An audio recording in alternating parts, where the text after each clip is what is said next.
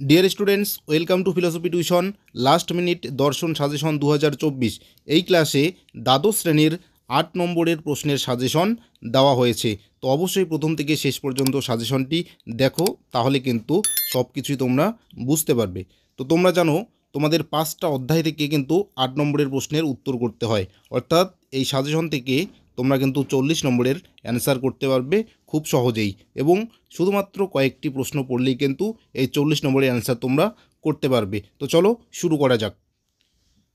বচন, এই বচন থেকে কিন্তু 8 নম্বরের একটা প্রশ্ন আসবে এবং অথবা দিয়ে একটা প্রশ্ন আসবে। তাহলে এখানে দুটো প্রশ্ন কিন্তু সাজেশনে দেওয়া হয়েছে। প্রথম প্রশ্ন, বচন কাকে বলে? বচন ও বাক্যের মধ্যে পার্থক্য লিখো। বচনে সংযোজকের কাজ কি? 2 নম্বর প্রশ্ন, নিরপেক্ষ বচনের গুণ ও পরিমাণ বলতে কী বোঝো? উদাহরণসহ নিরপেক্ষ ও সাপেক্ষ বচনের মধ্যে পার্থক্য লিখো।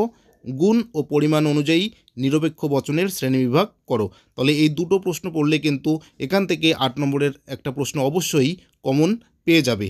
এবং অথবা দিয়ে যে প্রশ্ন থাকবে, অথবা দিয়ে কিন্তু তোমাদেরকে বাক্য থেকে বচনে রূপান্তর করার পর ব্যাপ্য পথ নির্ণয় করতে বলবে, অর্থাৎ কোন কোন পদ ব্যাপ্য আর কোন কোন পদ অব্যাপ্য সেটা কিন্তু নির্ণয় করতে বলবে। তাহলে অথবা দিয়ে ব্যাপ্য পথ অব্যাপ্য পথ নির্ণয় করতে বলবে। 4টা বাক্য দেওয়া থাকবে, 4টা বাক্যকে প্রথমে বচনে রূপান্তর করে তাদের কোন কোন পদ ব্যাপ্য আর কোন কোন পদ অব্যাপ্য সেটা নির্ণয় করতে বলবে। তো সেটা যদি কেউ না করো, তাহলে এই দুটো প্রশ্ন পড়লেই কিন্তু তোমরা এখান থেকে 8 নম্বরের একটা প্রশ্ন অবশ্যই কমন পেয়ে যাবে। নেক্সট, অমাধ্যম অনুমান। এখানেও সাজেশনে দুটো প্রশ্ন দেওয়া হয়েছে। এই দুটো প্রশ্ন পড়লেই কিন্তু একটা প্রশ্ন তোমরা অবশ্যই কমন পেয়ে যাবে। প্রথম প্রশ্ন কি? বিবর্তন কাকে বলে? উদাহরণসহ বিবর্তনের নিয়মগুলি ব্যাখ্যা করো। বিবর্তনকে অমাধ্যম অনুমান বলা হয় কেন? 2 নম্বর প্রশ্ন, অমাধ্যম অনুমান কি?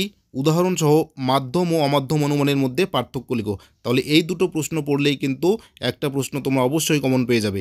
এখানে অথবা দিয়ে বিবর্তনের আবর্তন করতে বলবে। বিবর্তনের আবর্তন, তাহলে বিবর্তনের আবর্তন কিন্তু করতে বলবে এখানে। অর্থাৎ 4টা বাক্য দেওয়া থাকবে, 4টা বাক্যকে বচনে রূপান্তর করে প্রথমে বিবর্তন করতে হবে, তারপরে আবর্তন করতে হবে। তাহলে অথবা দিয়ে বিবর্তনের আবর্তন যদি কেউ না করো, তাহলে এই দুটো প্রশ্ন দেওয়া আছে, এই দুটো প্রশ্ন পড়লেই কিন্তু এখান থেকে 8 নম্বরের একটা প্রশ্ন তোমরা অবশ্যই কমন পেয়ে যাবে। নেক্সট, নিরপেক্ষ ন্যায়।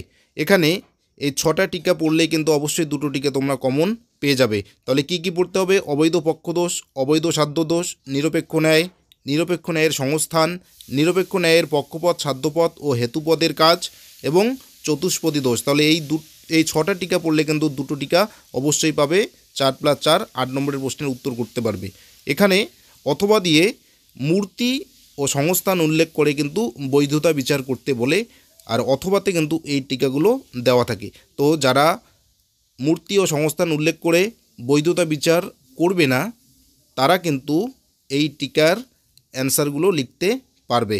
তো এই 6টা টিকা অবশ্যই ভালো করে পড়লে কিন্তু তোমরা এখান থেকে 8 নম্বরের প্রশ্নের উত্তর খুব সহজেই করতে পারবে। মিলের পরীক্ষণমূলক পদ্ধতি।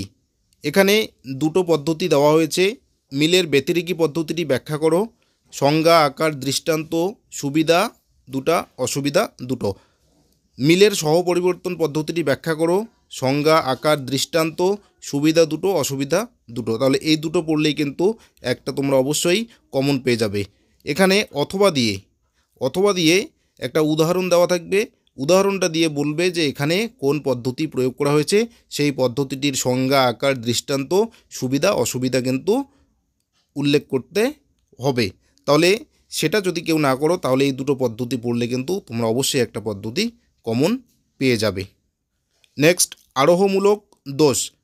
এখানে আরোহ অনুমানের বিচার করতে বলবে এবং কোনো দোষ থাকলে সেটাকে উল্লেখ করতে বলবে। অথবা দিয়ে টিকা লিখতে বলবে। তাহলে অবৈধ সামান্যীকরণ দোষ, কাকতালীয় দোষ, অবান্তর ঘটনাকে কারণ হিসেবে গণ্য করাজনিত দোষ, একটি আবশ্যিক শর্তকে সমগ্র কারণ হিসেবে গ্রহণ করার দোষ, আর হচ্ছে বহু কারণবাদ। এই 5টা টিকা যদি তোমরা পড়ো, তাহলে এখান থেকে কিন্তু দুটো টিকা অবশ্যই তোমরা কমন পেয়ে যাবে। তাহলে আরোহমূলক দোষ থেকে এই 5টা টিকা পড়লে কিন্তু অবশ্যই 2টো টিকা কমন পেয়ে যাবে, অর্থাৎ 8 নম্বরের প্রশ্নের উত্তর করতে পারবে। আর যদি উদাহরণ দেওয়া থাকবে সেই উদাহরণ দিয়ে যদি বিচার করতে চাও সেটাও কিন্তু তোমরা করতে পারবে। তো অনেক সময় উদাহরণ দিয়ে বিচার করতে গেলে অনেক স্টুডেন্ট ভুল করে থাকে।